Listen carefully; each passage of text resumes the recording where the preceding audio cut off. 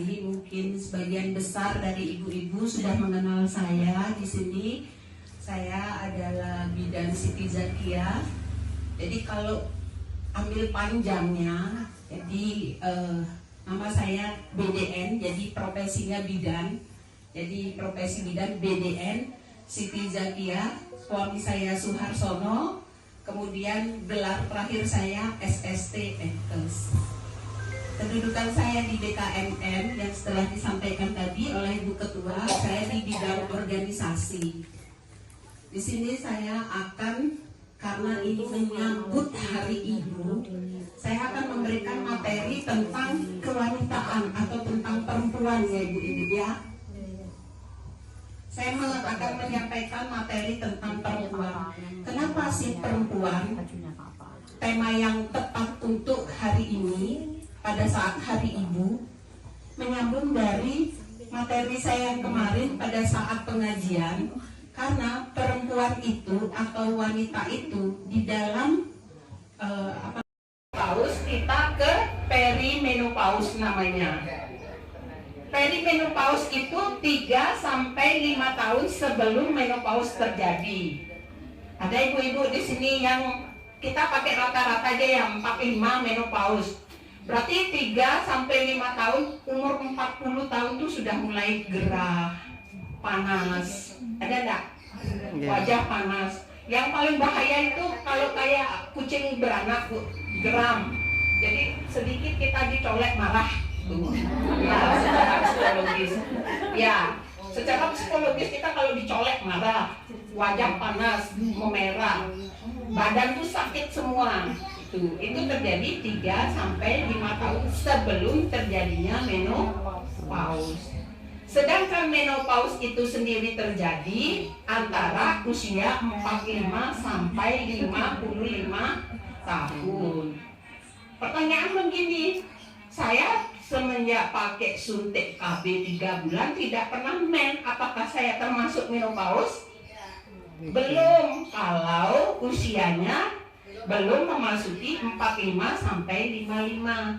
Terkecuali ada penyakit lain yang menyertainya itu. Ya. Setelah di masa menopause itu adalah masa terhentinya haid. Jadi dihitung mulai, ibu kalau udah mulai tidak haid, misalnya ibu pakai KB atau tidak pakai KB, 1 tahun berturut-turut ibu tidak mens, itu dikatakan sudah mengalami menopause. Ada yang sudah mengalami ibu?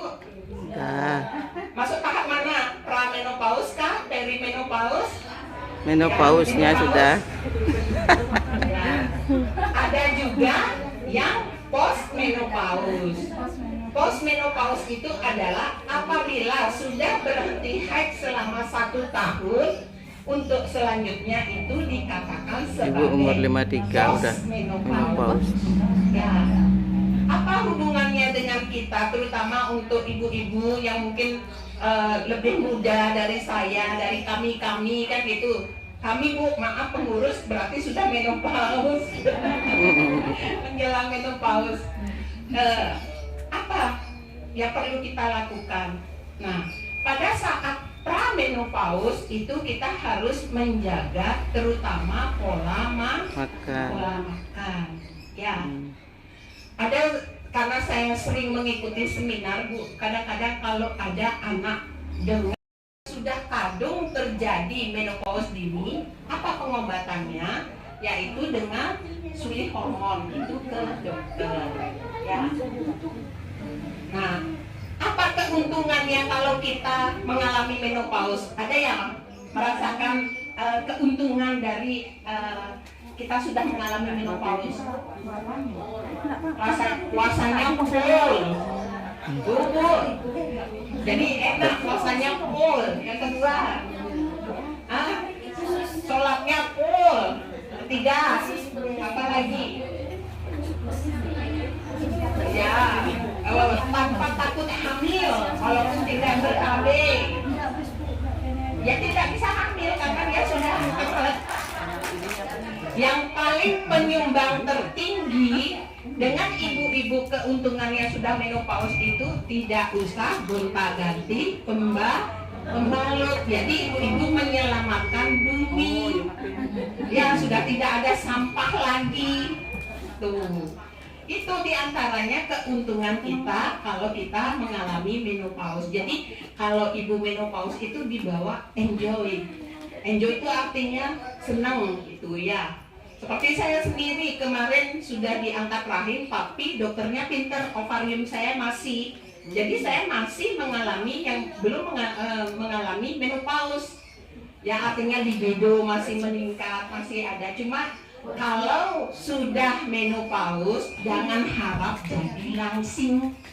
Tidak akan langsing, pasti akan melebar. Ya Bu Nyai langsung pegang ininya. Bagaimanapun cara kita diet itu tidak akan bisa merubah, pasti akan melar. Ya karena hormonal. Oh gitu, berarti yang di belakang ini udah menopause nih. Persiapan, ya.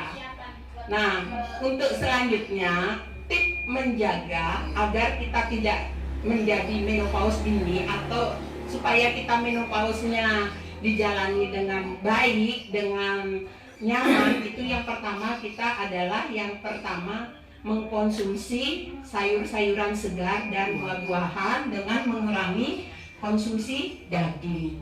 Kenapa mengurangi konsumsi daging? Karena dengan tidak adanya estrogen itu akan memudahkan seorang perempuan itu menjadi sakit jantung dan osteoporosis. Tahu osteoporosis Bu? Jadi pengapuran tulang. Makanya sekarang kalau kita udah tidak mau gerakan ya untuk agama beda. Jadi relaksasi.